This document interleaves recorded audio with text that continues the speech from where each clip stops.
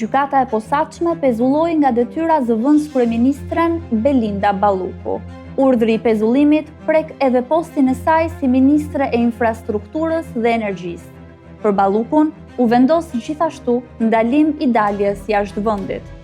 Pak poheton për shkelje të barazisë në tendera në 2 projekte strategjike të infrastrukturës, tunelin e Llogaras dhe lotin 4 të Unazës së Madhe në Tiranë.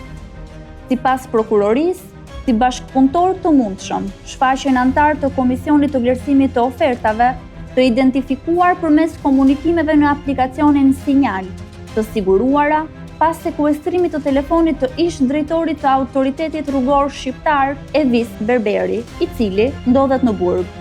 Hetimi ngre dyshime se përzgjedhja e kompanive fituese është bërë në mënyrë të paracaktuar në tendera me vlera milionësha. Në vijim të çështjes, gjykata ka caktuar edhe masën e arrestit shtëpiak për Erald Elezin, drejtor i Kesh, dhe Gentian Gjylin, drejtor i përgjithshëm i Autoritetit Rrugor Shqiptar.